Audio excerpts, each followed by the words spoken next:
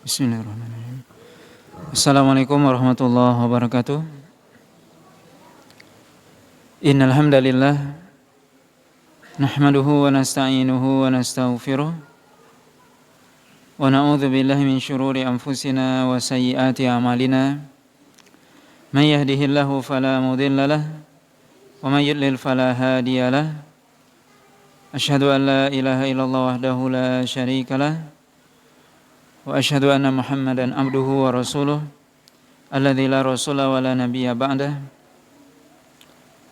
Ya ayyuhalladzina amanu taqullaha haqqa tuqatih wa la tamutunna illa wa antum muslimun. Amma ba'd. Bapak dan Ibu kaum muslimin dan kaum muslimat yang dirahmati oleh Allah Subhanahu wa taala. Alhamdulillah, puji dan syukur senantiasa kita sampaikan kepada Allah Subhanahu wa taala. Salawat dan salam kita sampaikan kepada Rasulullah sallallahu alaihi wasallam dan juga kepada keluarga beliau, para sahabat, para tabi'in serta orang-orang mukmin yang senantiasa mengikuti beliau sampai hari kiamat nantinya. Pada malam hari ini kita lanjutkan pembahasan dari kitab Sahih Muslim, masih dalam kitab Shalah, yaitu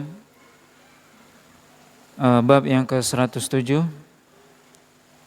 yaitu bab istihbabul qunut fi jami'is shalah idza nazalat bil muslimina nazilatun,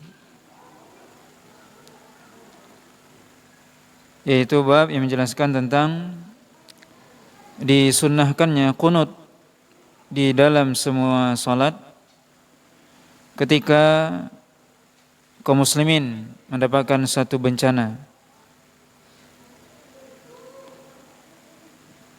Hadis yang ke-1538 dari kitab Sahih Muslim. Hadis ini dari Abi Hurairah radhiyallahu taala anhu,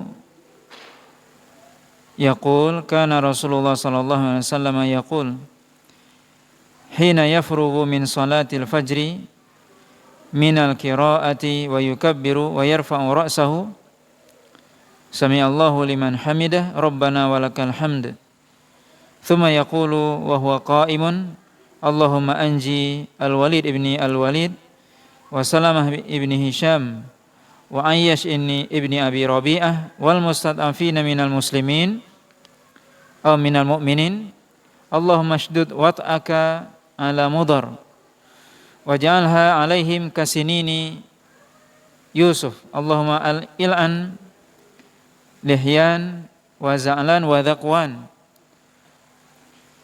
wa asiyah asatillaha wa rasulah thumma balaghana annahu taraka dhalika lamma nazala laisa laka minal amri syai'un aw yatuba alaihim aw yu'adzibahum fa innahum zalimun.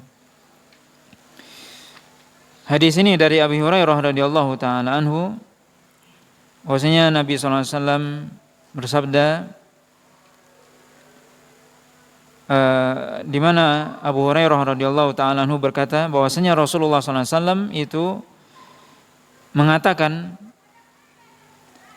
ketika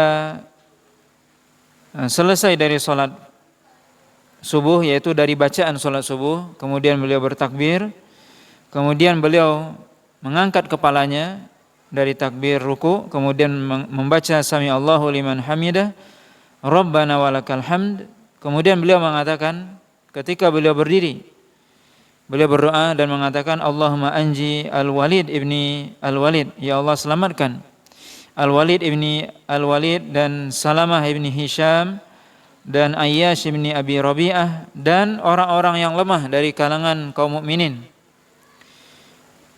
Allahumma shdud wat'aka 'alal mudar, ya Allah jadikanlah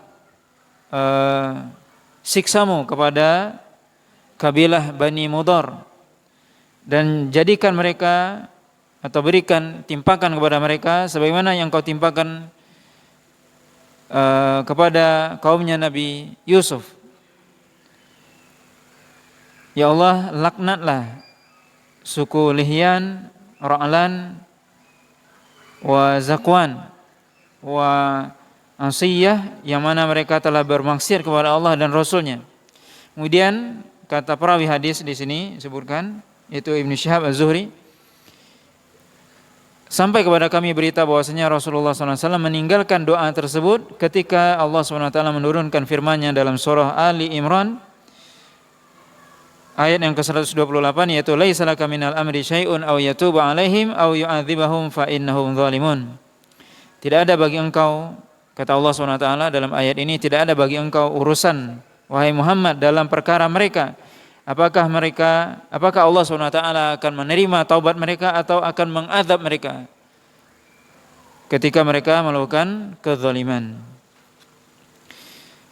Dalam hadis ini Abu Hurairah radhiyallahu ta'ala anhu menceritakan bahwasanya Nabi SAW membaca doa atau mendoakan sebagian kaum muslimin yang ketika itu berada di Mekah, yang mereka adalah orang-orang yang masih lemah, yang disebutkan dalam hadis ini beberapa namanya: Al-Walid bin Al-Walid, As-Salamah bin Hisham, Ayyash bin Abi Rabi'ah, dan orang-orang yang lemah, kata Nabi SAW, dari kalangan orang-orang mukmin. Maka Nabi SAW mendoakan, kemudian mendoakan keburukan kepada Bani Mudhar, yaitu Nabi SAW mengatakan, berikan siksamu kepada Bani Mudhar dan jadikan mereka mengalami paceklik sebagaimana paceklik di zaman Nabi Yusuf alaihissalam. Kemudian Nabi melaknat suku Lihyan, kemudian Ri'lan, Zakwan, dan seterusnya, beberapa suku dari kabilah Arab ketika itu yang disebutkan kata telah bermaksiat kepada Allah dan Rasulnya, telah bermaksiat kepada Allah dan Rasulnya. Dan nanti akan disebutkan bahwasanya mereka Bani Lihyan dan seterusnya ini telah membunuh para qurra, para qari, para penghafal Al-Quran yang mereka diutus oleh Nabi SAW dalam peristiwa yang disebut dengan peristiwa Bi'ru Ma'unah, yang mana Nabi SAW mengutus para qari untuk mengajari para kabilah ini, tapi ketika mereka sampai di sana, mereka justru dibunuh. Jumlah mereka lebih kurang 70 orang ketika itu. Dan Nabi sangat merasa terpukul karena mereka adalah orang-orang yang hafal Quran, dibunuh oleh kabilah-kabilah Arab ini. Kemudian Nabi mendoakan keburukan kepada mereka, melaknat mereka. Maka hadis ini menunjukkan kepada kita Nabi SAW berdoa kunut, ya, doa kunut setelah rakaat kedua, ya, setelah ruku, ketika i'tidal, dengan mendoakan keselamatan kepada orang mukmin dan mendoakan keburukan kepada orang-orang kafir. Kemudian disebutkan di akhir hadis tadi bahwasanya Nabi kemudian berhenti mendoakan tersebut ketika Allah SWT menurunkan surah Ali Imran, laisa laka minal amri syai'un aw yatuba 'alaihim aw yu'adzibahum fa innahum zalimun. Engkau Muhammad tidak punya urusan dalam hal ini. Apakah Allah SWT akan menerima taubat mereka atau Allah akan mengadab mereka sedangkan mereka melakukan kezaliman. Kemudian juga riwayat selanjutnya yang dibawakan oleh Imam Muslim juga sebenarnya dari Abi Hurairah radhiyallahu taala anhu. Di sini Nabi SAW, di sini Abu Hurairah mengatakan, anna Nabi SAW qanata ba'da rak'ah fi salatin syahran. Di sini ada tambahan riwayat. Itu Nabi SAW kunut setelah rakaat, maksudnya di rakaat terakhir, fi salah, dalam salat, syahran, selama 1 bulan. Idza qala sami'allahu liman hamidah, yaitu ketika Nabi selesai membaca sami'allahu liman hamidah, kemudian Nabi yaqul fi kunutihi, Nabi mengatakan dalam kunutnya sama dengan riwayat sebelumnya, yaitu Allahumma najji al-Walid ibni Abdul Walid, dan seterusnya. Maka tambahan dalam riwayat ini yaitu Nabi SAW dengan jelas disebutkan kunut pada rakaat terakhir, kemudian disebutkan kunut selama 1 bulan. Kemudian Abu Hurairah mengatakan, "Tsumma ra'aitu Rasulullah sallallahu alaihi wasallam taraka du'a ba'du." Kemudian aku melihat, kata Abu Hurairah, Rasulullah sallallahu alaihi wasallam meninggalkan doa tersebut kemudian harinya. Faqultu ura Rasulullah sallallahu alaihi wasallam qad taraka du'a lahum. Qala faqila wa ma tarahum qad qadimu. Aku mengatakan bahwasanya aku melihat Rasulullah sallallahu alaihi wasallam telah meninggalkan doa tersebut kepada mereka, yaitu meninggalkan mendoakan tersebut, dan dikatakan Nabi meninggalkan doa tersebut ketika Nabi telah melihat mereka qadimu. Diartikan qadimu di sini sebagian mengartikan adalah itu mereka sudah sampai atau sudah datang. Artinya yang didoakan tadi Al-Walid dan seterusnya sudah datang kepada Nabi, sudah selamat. Kemudian riwayat selanjutnya juga dari Abi Hurairah, anna Abu Hurairah akhbara anna Rasulullah sallallahu alaihi wasallam bainama huwa yusalli al-isya idz qala sami Allahu liman hamidah thumma qala qabla ay yasjuda Allahumma najji Ayyash ibni Abi Rabi'ah. Dalam hadis ini, riwayat ini disebutkan bahwasanya Rasulullah SAW diberitakan oleh Abu Hurairah bahwasanya Nabi ketika itu sholat isya. Nabi ketika sholat isya, kemudian ketika mengatakan Sami Allahu liman hamidah, kemudian sebelum beliau sujud, beliau mengatakan doa tadi. Maka riwayat ini melengkapi riwayat sebelumnya. Itu Nabi mendoakan, membaca doa qunut ini ketika sholat isya. Kemudian riwayat selanjutnya juga dari Abi Salamah bin Abdurrahman annahu sami'a Abu Hurairah radhiyallahu ta'ala anha yaqul wallahi la uqarribanna bikum salata Rasulillah sallallahu alaihi wasallam. Fakana Abu Hurairah yaqnutu fi dhuhri wal insya'il akhirah wa salati subhi yad'u 'alal mu'minin wa yal'anu al-kafirin. Abu Salamah bin Abdurrahman mengatakan bahwasanya dia mendengar Rasulullah SAW berkata, demi Allah, sungguh aku akan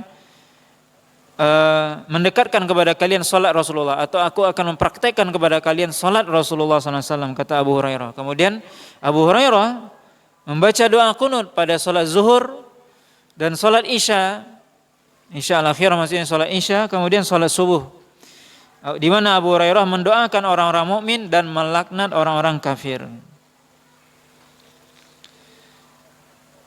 Ini beberapa riwayat ini disebutkan ya tentang qunut, riwayat dari Abi Hurairah radhiyallahu taala anhu, di mana kesimpulan dari beberapa riwayat ini pertama bahwasanya Nabi mendoakan keselamatan bagi kaum muslimin dan mendoakan siksaan kepada orang-orang kafir, dan ini secara umum dibolehkan. Kemudian Nabi SAW membaca doa qunut ini tadi disebutkan selama sebulan. Kemudian Nabi berhenti, kenapa? Karena sudah selesai urusannya. Kemudian Nabi membaca doa qunut ini tidak hanya di sholat subuh, tapi sholat zuhur, sholat isya, dan sholat subuh tadi disebutkan.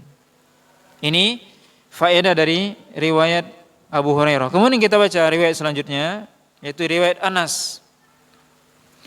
Dari Anas bin Malik, qala da'a Rasulullah sallallahu alaihi wasallam 'ala alladziina qatalu ashabi bi'ri ma'unah 30 sabahan. Yad'u 'ala ri'lin wa dhakwan wa lihyan wa usayyah asatillaha wa rasulah. Qala Anas, anzalallahu azza wa jalla fil ladziina qutilu bi bi'ri ma'unah qur'anan qara'nahu hatta nusikha ba'du. Ala ballighu qaumana an qad laqina rabbana Rabbana faradina anna waradina anhu. Dari Anas bin Malik radhiyallahu taala anhu, beliau berkata bahwasanya Rasulullah SAW mendoakan sahabat-sahabat yang meninggal, yang dibunuh pada peristiwa Bi'ri Ma'unah yang tadi kita sebutkan. 30 sabahan, 30 pagi. Nabi mendoakan itu 30 kali, 30 pagi. Nabi mendoakan kehancuran kepada suku Ri'lin, Zakwan, Lihyan, Usayyah tadi. Karena telah bermaksiat kepada Allah dan Rasulnya. Karena mereka telah membunuh 70 para qurra, para ahli Al-Quran yang Nabi utus untuk mengajari mereka.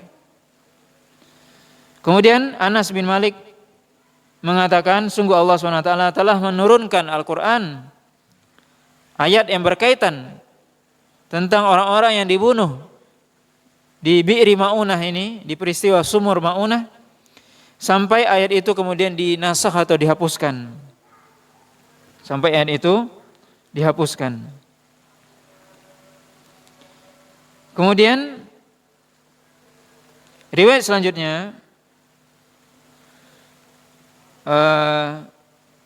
dari Ismail, dari Ayyub, dari Muhammad, qala qultu li Anas, hal qanata Rasulullah sallallahu alaihi wasallam fi salati subhi? Qala na'am, ba'da ruku yasiran.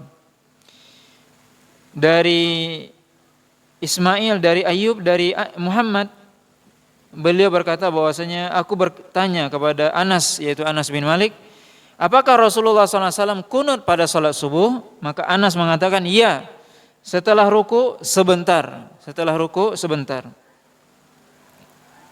Kemudian hadis selanjutnya dari Abi Mijlaz, dari Anas bin Malik, beliau mengatakan, qanata Rasulullah SAW syahran ba'da ruku fi salati subhi yad'u ala ri'lin wa dhakwan wa yaqulu usayyatu asatillaha wa rasulah. Yaitu Anas bin Malik mengatakan bahwasanya Rasulullah SAW kunut selama sebulan setelah ruku ketika salat subuh, mendoakan suku Ri'lin, Dhakwan, dan mengatakan juga Usayyah, yaitu suku Usayyah yang telah bermaksiat kepada Allah dan Rasulnya. Kemudian riwayat selanjutnya juga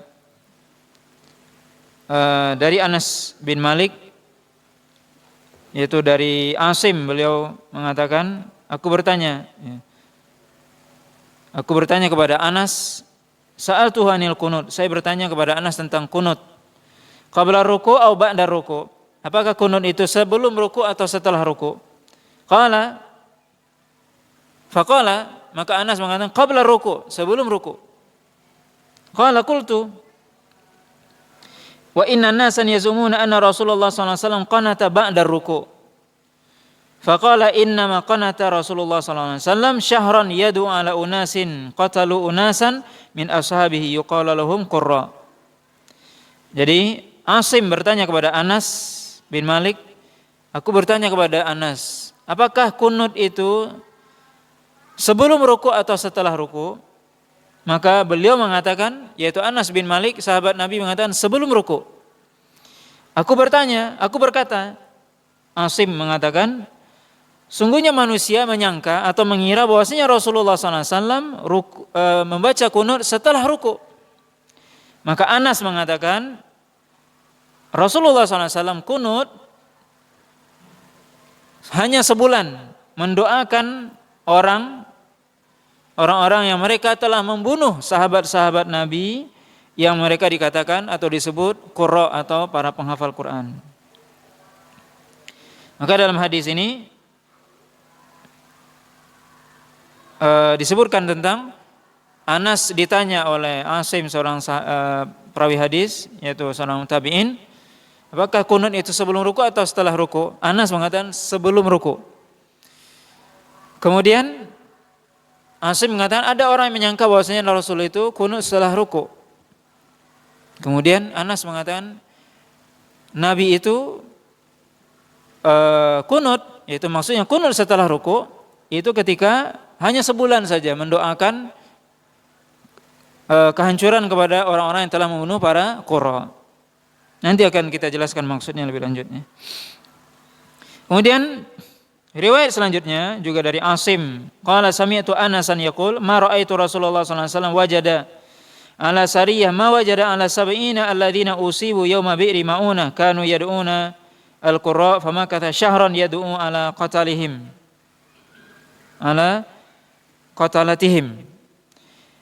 Asim mengatakan saya mendengar Anas bin Malik berkata, saya tidak melihat Rasulullah SAW itu bersedih atas pasukan yang beliau utus sebagaimana bersedihnya ketika terbunuhnya 70 orang para ahli Quran yang mereka dibunuh ketika peristiwa Bi'ru Ma'unah atau Sumur Ma'unah, yang mana Rasulullah SAW mendoakan para qurra tersebut, para ahli Quran tersebut selama 1 bulan, dan juga mendoakan kehancuran kepada para pembunuh mereka.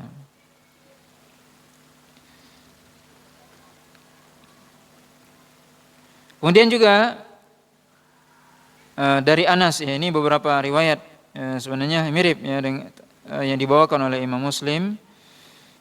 Dari Anas bin Malik, anna Rasulullah SAW qanata syahran yad'u ala ahya'in min ahya'il Arab thumma tarakahu. Anas mengatakan bahwasanya Rasulullah SAW itu kunut selama 1 bulan, kemudian mendoakan keburukan, kehancuran kepada suku-suku kabilah-kabilah Arab ketika itu, kemudian beliau tinggalkan. Yaitu suku-suku yang dimaksud adalah suku Ri'lin, Dzakwan, Usayyah dan yang disebutkan sebelumnya. Maka ini beberapa riwayat dari Anas bin Malik, ya, dari Anas bin Malik yang mana faedahnya, beberapa faedah dari riwayat Anas bin Malik ini bahwasanya Nabi SAW tadi mendoakan kehancuran kepada suku Arab, orang-orang kafir yang mereka membunuh sahabat Nabi SAW. Ya. Kemudian disebutkan bahwasanya Nabi SAW dalam hadis Anas ini kunut pada salat subuh, ya, kunut pada salat subuh. Kemudian juga disebutkan dalam riwayat ini bahwasanya Nabi SAW kunut, yaitu mendoakan keburukan selama 1 bulan, setelah itu tidak. Kemudian juga tadi disebutkan ketika Asim bertanya kepada Anas, kunut, apakah kunut itu sebelum ruku atau setelah ruku? Anas mengatakan sebelum ruku. Adapun setelah ruku, kata Anas, hanya Nabi SAW itu membaca kunut itu sebulan saja, mendoakan kehancuran kepada orang-orang kafir yang telah membunuh para qurra. Maka riwayat Abu Hurairah sebelumnya dan juga riwayat Anas ini semuanya saling mendukung bahwasanya yang dilakukan oleh Nabi SAW adalah kunut yang disebut dengan kunut nazilah, yaitu kunut yang dibaca ketika kaum muslimin mendapatkan suatu berita atau mendapatkan sebuah musibah, di mana Nabi SAW benar-benar bersedih ketika 70 ahli Quran dibunuh dalam satu waktu oleh orang kafir ini. Maka Nabi mendoakan kebaikan kepada para qurra tersebut dan mendoakan kehancuran kepada pembunuhnya. Ini yang disebut dengan kunut nazilah, dan itu tidak hanya dibaca ketika sholat subuh. Dalam hadis Anas tadi disebutkan subuh, dalam hadis Abu Hurairah Nabi juga membaca, atau Abu Hurairah juga berdoa kunut ketika sholat zuhur, isya, ya, dan subuh. Kemudian juga hadis yang disebutkan dari Asim tadi bahwasanya Anas ditanya tentang kunut, apakah sebelum ruku atau setelah ruku? Anas sendiri menjawab sebelum ruku. Maka inilah yang disebutkan oleh para ulama, di antaranya Imam Ibnul Qayyim, bahwasanya yang dimaksud dengan kunut di sini ada 2 hal yang perlu kita pahami makna kunut. Secara bahasa yang perlu dipahami, kunut yang berasal dari kata qanata yaqnutu, artinya berdiri lama. Ya, artinya kata kunut ini banyak artinya. Allah SWT mengatakan dalam Al-Quran, wa qumu lillahi qanitin, berdirilah kepada Allah SWT dengan kunut, dengan tenang. Jadi kunut juga diartikan tenang. Qanata juga diartikan orang yang taat, qanitatin taibat, yaitu wanita-wanita yang taat. Kata Allah SWT, ciri wanita soleha dalam surah An-Nisa, fas-salihatu qanitatun hafidhatul lil ghaibi bima hafidhallah. Fas-salihat, kata Allah, wanita soleha adalah ciri pertama wanita soleha. Allah sendiri sebutkan dalam surah An-Nisa. Qanitat, apa arti qanitat? Wanita yang taat. Itu ciri pertama wanita soleha. Qanitat, fas-salihat qanitat. Wanita soleha adalah wanita yang taat. Maka qanitat artinya, qanata artinya taat. Ini diantara makna dari qanata, kunut. Juga diartikan qanata artinya, kunut artinya berdiri lama. Itulah yang disebutkan oleh Allah SWT tadi, wa qumu lillahi qanitin. Berdirilah bersama orang-orang yang berdiri lama. Maka makna kunut artinya berdiri lama.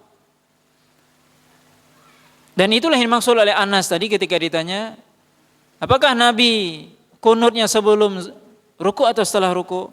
Itu berdiri lamanya, yaitu sebelum ruku, kata Anas.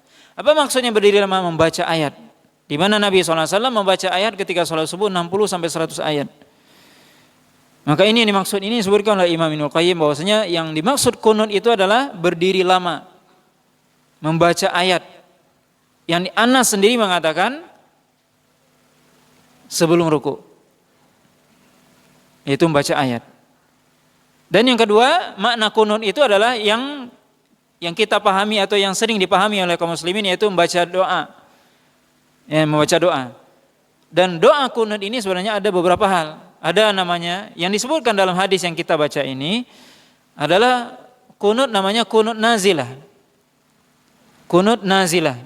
Yang mana itu disyariatkan ketika nazilah, ketika turun bala bencana kepada kaum muslimin, maka disyariatkan untuk membaca kunut ini. Dan tidak dikhususkan pada salat subuh saja, tapi di seluruh salat.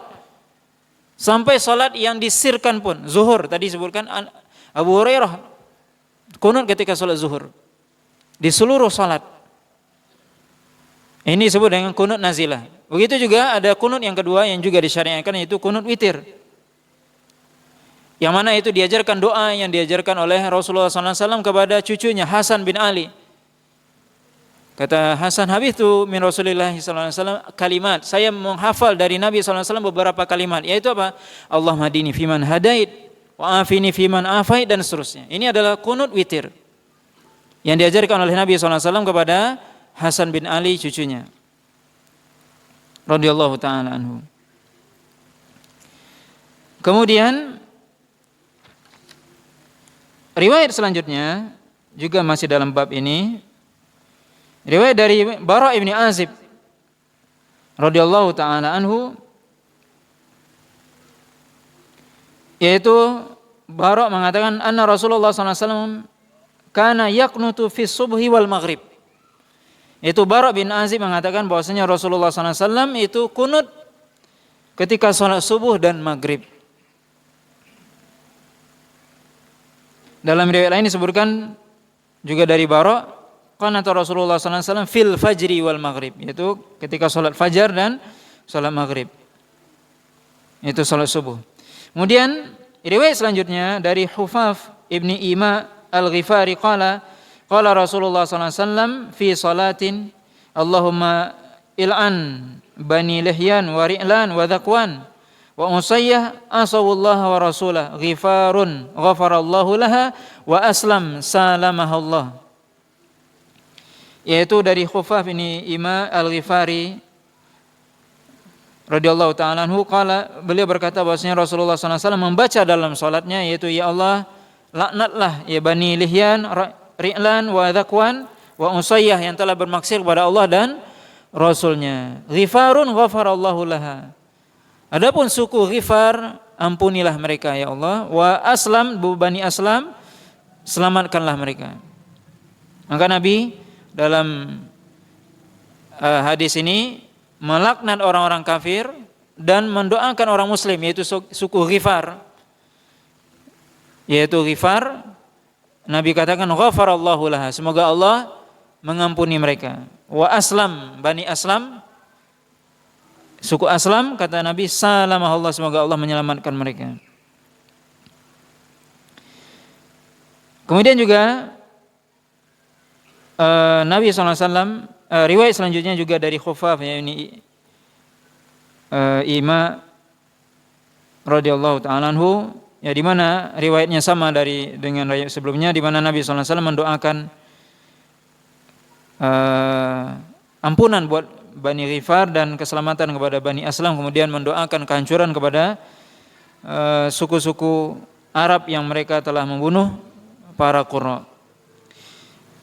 Bapak dan Ibu kaum muslimin dan kaum muslimah yang dirahmati oleh Allah Subhanahu wa taala, ini beberapa riwayat yang disebutkan oleh Imam Muslim yang sebenarnya kalau kita hitung semuanya sekitar 20 riwayat disebutkan oleh Imam Muslim, tapi kita tadi menyebutkan secara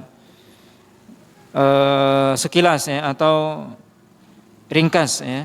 Ada 20 hadis atau riwayat yang disebutkan oleh Imam Muslim tentang kunut. Di mana kalau kita lihat seperti yang kita sebutkan barusan, bahwasanya kunut yang disebutkan oleh Imam Muslim di sini adalah kunut nazilah. Sebagaimana Imam Nawawi sendiri memberikan judul dalam bab ini, istihbabul kunut fi jami'is salawat. Itu disunnahkan membaca doa kunut pada setiap salat atau di seluruh salat ketika kaum muslimin mendapatkan bala, bencana atau musibah. Maka ini disebut dengan kunut nazilah, ya, kunut nazilah, yaitu kunut ketika mendoakan kebaikan kepada kaum muslimin dan keburukan kepada orang kafir. Ini disyariatkan. Kemudian tadi kita sebutkan juga kunut witir juga disyariatkan. Kemudian adapun kunut subuh, dan ini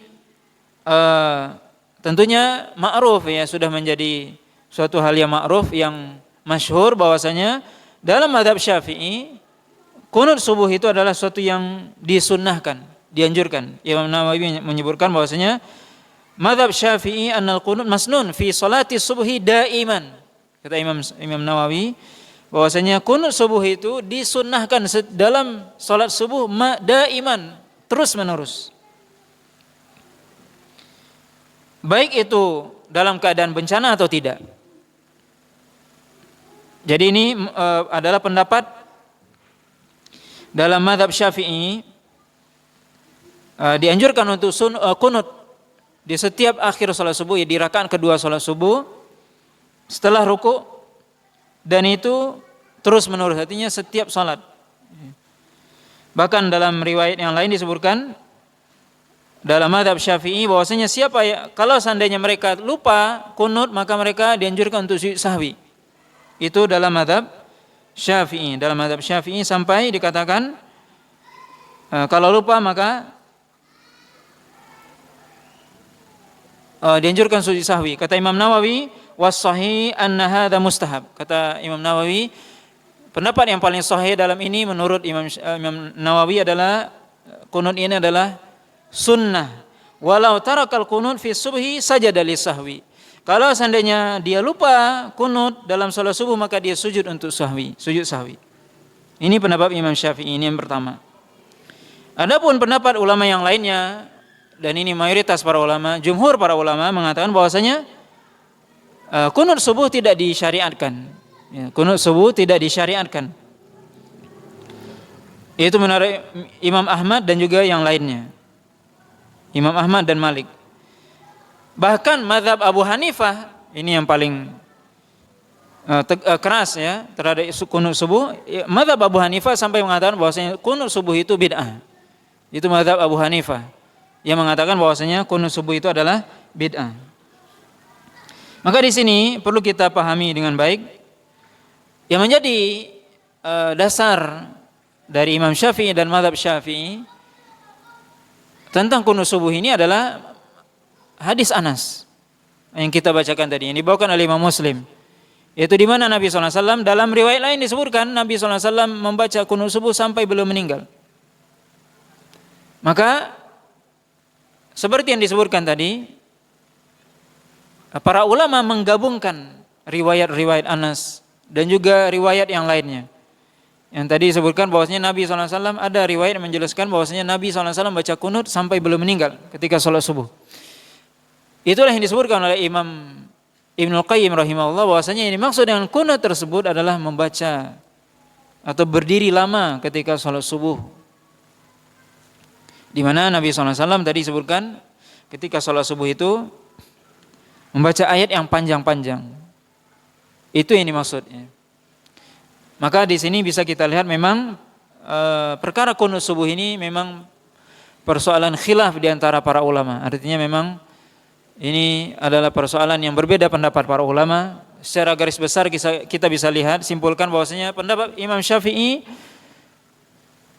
bahwasanya kunut subuh sunnah terus menerus. Lawannya adalah mazhab Abu Hanifah yang mengatakan bid'ah. Mazhab pertengahan adalah mazhab Ahmad, Malik dan yang lainnya, dan ulama yang lainnya, dan mayoritas bahwasanya kunut subuh tidak dianjurkan atau tidak disunnahkan. Tetapi ini perlu diingat, mayoritas para ulama menjelaskan kalau seandainya imam kita berkunut maka kita mengikuti. Itu adalah pendapat yang adil dan pendapat pertengahan. Maka kita sebagai makmum, kalau kita makmum maka kita mengikuti imam. Innama ju'ilal imam liyutamma bihi.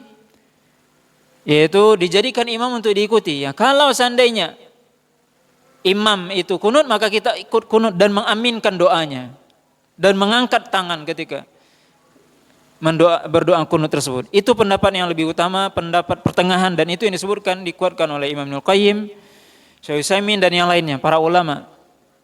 Ketika kita berada di belakang imam kita mengikuti imam. Di antara dalilnya tadi hadis Nabi di mana imam dijadikan untuk diikuti. Yang kedua, Abdullah bin Mas'ud ketika di zaman Utsman bin Affan radhiyallahu taala anhu, ketika beliau salat di Mina ketika musim haji, itu 4 rakaat sebagaimana padahal Nabi SAW, Nabi, kemudian Abu Bakar dan Umar ketika ketika berada di Mina itu salatnya diqashar, yaitu 2 rakaat, tapi Utsman 4 rakaat. Abdullah bin Mas'ud yang menjadi makmum ketika itu mengikuti Utsman, padahal beliau berpendapat bahwasanya salat itu mestinya di Mina 2 rakaat. Ketika beliau ditanya, "Kenapa engkau mengikuti Utsman? Padahal engkau mengatakan bahwasanya di Mina mestinya salat 2 rakaat. Kenapa engkau mengikuti Utsman?" Maka perkataan beliau yang masyhur yang perlu kita selalu ingat, beliau mengatakan al-khilafu syarr. Berbeda dengan imam itu atau sesuatu berbeda itu dengan yang lain itu adalah keburukan. Tentunya dalam hal-hal yang memang di situ ada toleransi. Ini masalah fikih, tentunya kita boleh toleransi dalam hal ini. Beda dalam masalah akidah, ini juga perlu dipahami dengan baik. Al-khilafu syarr ini dalam hal apa? Dalam masalah fikih yang memang di situ ada boleh di situ berbeda. Di mana ketika seorang musafir, sunnahnya Rasulullah SAW, mayoritas para ulama mengatakan bahwasanya salat itu diqashar. Itu sunnahnya. Nabi SAW setiap safar mesti mengqashar salat. Yang 4 menjadi 2. Tapi boleh seorang tetap salat 4 rakaat, boleh. Maka Utsman ketika di Mina ketika musim haji melakukan salat 4 rakaat. Padahal Nabi itu salatnya 2 rakaat. Maka Abdullah bin Mas'ud tetap mengikuti Utsman karena beliau imam ketika itu. Tidak menyelisih imam. Maka ini yang perlu dipahami dengan baik. Dalam konteksnya, kita boleh berbeda ya, dalam hal yang sifatnya ilmiah kita boleh bantah-bantahan istilahnya. Menurut saya yang kuat ini dengan dalilnya begini, boleh. Tapi dalam praktek kita harus melihat kondisi. Selama itu adalah hal yang boleh berbeda, apalagi kalau kita menjadi makmum, maka kita mengikuti imam. Atau kita datang ke suatu tempat komunitas yang memang di situ sudah mazhab Syafi'i misalnya, ikuti. Ya, kita di Indonesia mazhab Syafi'i udah ikuti. Selama tidak bertentangan dengan syariat, ikuti. Bismillah dijaharkan misalnya, mazhab Syafi'i, ikuti. Walaupun kita menganggap bahwasanya yang lebih kuat adalah tidak dijaharkan atau disirkan. Tapi ketika kita mendatangi komunitas, tempat, kampung yang di situ mazhab Syafi'i, ikuti. Maka ini hal yang dipraktekkan oleh para ulama. Ini adalah persoalan-persoalan yang di situ kita boleh berlapang dada di situ, mengikuti. Dan justru kalau kita menyelisih itu tidak baik. Ini selama persoalannya fikih. dan memang ada dalil dan boleh di situ berbeda. Tapi kalau seandainya masalah akidah tentunya tidak. Ini yang perlu dipahami. Jangan sampai ini merembet kepada masalah akidah. Kalau masalah akidah tidak boleh berbeda. Tapi masalah fikih seperti ini, bismillah jahar atau tidak, tidak masalah. Sudah. Kita di Indonesia mazhabnya Syafi'i, sudah bismillah jaharkan. Anda datang ke kampung misalnya, sholatnya 23 rakaat tarawih, udah ikuti. Yang penting sholatnya tenang. Jangan kencang-kencang. Tidak apa-apa. Walaupun jumlahnya 23, tidak ada masalah. Anda datang ke kampung kemudian imam Anda kunut, ikuti kunut. Ikut mengaminkan, begitu seharusnya. Itu yang dilakukan oleh para ulama. Itu yang dinasihatkan oleh para ulama. Kecuali satu hal yang disebutkan, kecuali Anda menganggap bahwasanya kunut itu bid'ah. Tapi ini pendapat kata para ulama juga, ya artinya ya di sini memang ada perbedaan pendapat. Kecuali Anda mengatakan itu bid'ah sampai kepada taraf bid'ah, ya Anda tidak mengikuti. Tapi kalau tidak belum sampai seperti itu, yaitu pendapat pertengahan. Ya, pendapat pertengahan dalam hal ini adalah pendapat Imam Ahmad.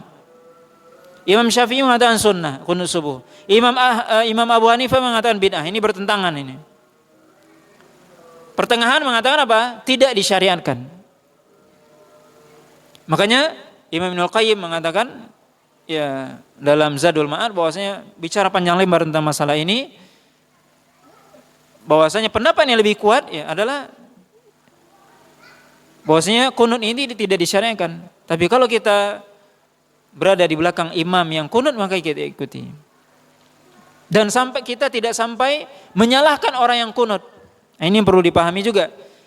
Kita berpendapat bahwasanya kunut tidak disyariatkan. Kunut subuh maksudnya. Tapi kita tidak menyalahkan orang yang berpendapat bahwasanya kunut itu sunnah. Begitu juga misalnya kita mengatakan bismillah itu disirkan. Kita tidak menyalahkan orang yang mengatakan bismillah itu dijaharkan. Tidak menyalahkan. Ini yang perlu dipahami. Kenapa? Karena semuanya ada dalilnya. Bismillah dijaharkan itu hadis Abu Hurairah. Bismillah sir itu hadis Anas. Semuanya ada dalilnya, semuanya ada hadisnya.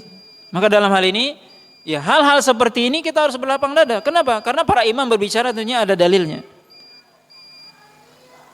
Begitu juga kita dalam bermuamalah bersama masyarakat tentunya. Maka dalam hal ini tidak mudah kita yang mengatakan wah ini bid'ah ataupun dan sebagainya.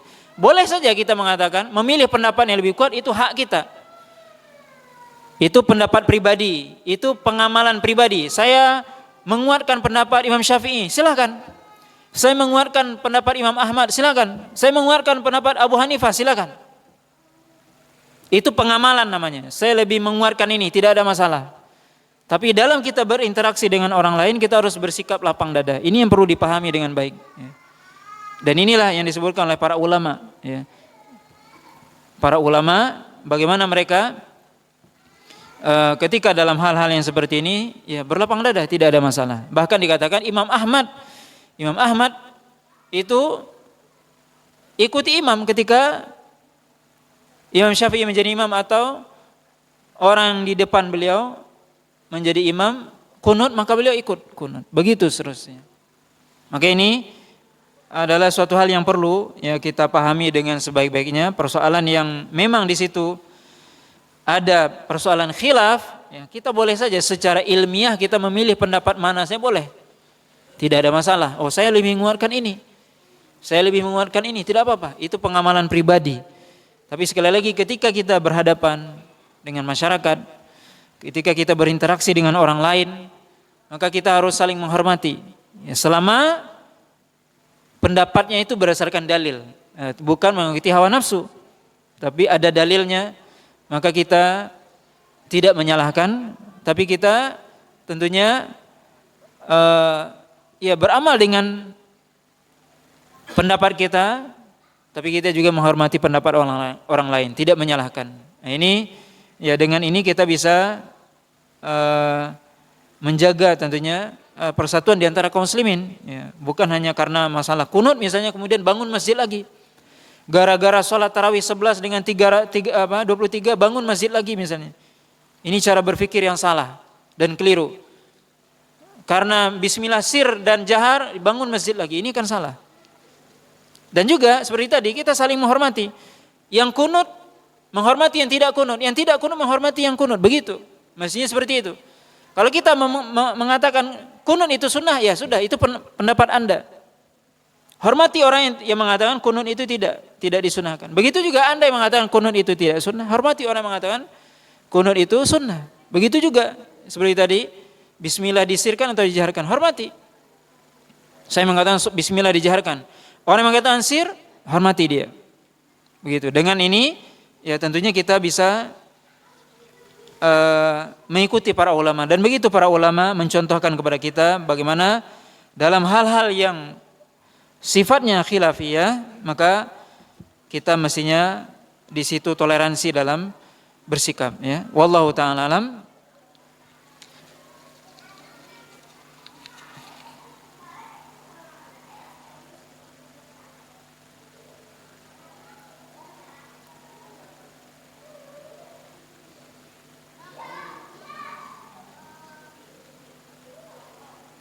Ya, di masjid tempat anak tinggal tidak berkunut, tapi ada satu orang yang berkunut ketika sholat. Jika kita ditunjuk sebagai imam, setelah ruku apakah kita harus menunggu waktu, memberikan waktu kepada tidak. Imam adalah pemimpin, dia menentukan. Kalau Anda jadi imam, Anda silakan beramal dengan amalan Anda. Ya. Ketika Anda menjadi imam, Anda sebagai pemimpin amalkan sesuai dengan apa yang Anda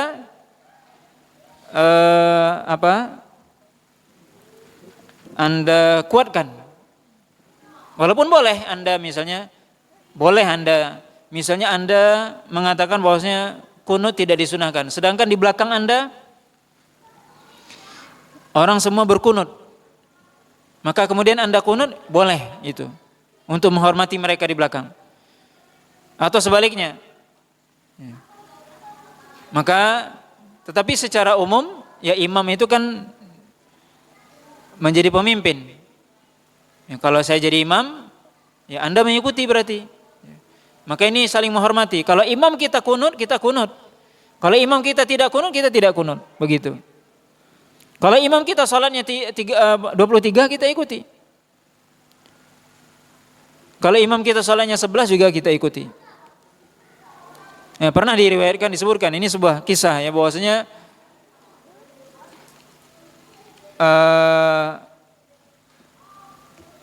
ketua Muhammadiyah ya, ini kisah nyata, yaitu A.R. Sultan Mansur rahimahullah. Beliau ketika bertamu ke salah satu pondok atau apa ya di kalangan NU ketika bulan Ramadan, maka beliau kemudian disuruh jadi imam. Saya mengatakan saya menjadi imam, di belakang saya semua apa? Orang NU, sholatnya 23, Muhammadiyah 11. Maka kemudian beliau sholat. Kemudian tentunya bacaannya pelan. Sampai 11 rakaat atau 8 rakaat, kemudian beliau bertanya ke makmum ke belakang, kita lanjutkan atau cukup tambah witir 3? Cukup. Kenapa? Udah capek. Ya. Sudah capek, enggak kuat mereka. Kalau sampai 23 kayak ini, tumbang kita ini, begitulah kira-kira. Nah ini, jadi imam dia mengikuti. Ya. Anda boleh, ya Anda ditunjuk jadi imam, ya Anda tetap sholatnya jangan kencang. Enggak apa-apa 23, enggak apa-apa, tapi sholatnya tenang. Yang kita permasalahkan bukan masalah jumlah 23 atau 11, tapi sholat 23 biasanya kencangnya minta ampun. Kadang lebih duluan daripada orang yang 11 rakaat. Ini yang keliru. Bukan begitu sholat itu kan tenang, pelan, tenang. Kalau mau tenang enggak apa-apa 23. Enggak ada masalah, tapi sholatnya tenang, begitu. Ya akhirnya mereka angkat tangan, enggak cukup, ya. Nah, begitu. Jadi enggak apa-apa, ya. Dalam hal ini imam tentunya dia hukum asalnya imam dia sebagai pemimpin. Jadi dia tentunya mengamalkan apa yang dia kuatkan. Tapi kalau dia mau menghormati orang di belakang, dia tahu misalnya saya berada di komunitas, saya datang ke tempat orang-orang mazhab Syafi'i di belakang saya orang mazhab Syafi'i semua. Ya sudah, Anda jaharkan bismillahnya, enggak apa-apa. Atau kunut. Kalau Anda merasa tidak biasa kunut, ya sudah, Anda tidak usah jadi imam, Anda suruh yang imam biasa yang jadi imam.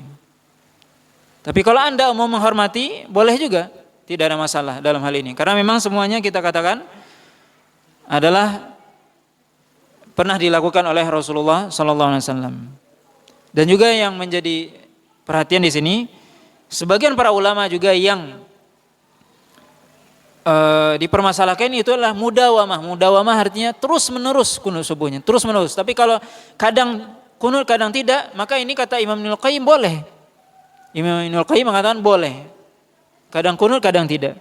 Tapi yang justru menjadi persoalan yang agak berat itu adalah terus menerus kunut, kemudian sampai tadi disebutkan dalam Imam Nawawi mengatakan kalau lupa kunut bisa sampai sujud sahwi. Nah, ini yang tentunya pendapat yang boleh kita katakan pendapat yang lemah dalam hal ini. Yang lebih kuat adalah pendapat mayoritas para ulama, Imam Ahmad dan yang lainnya mengatakan bahwasanya tidak disyariatkan.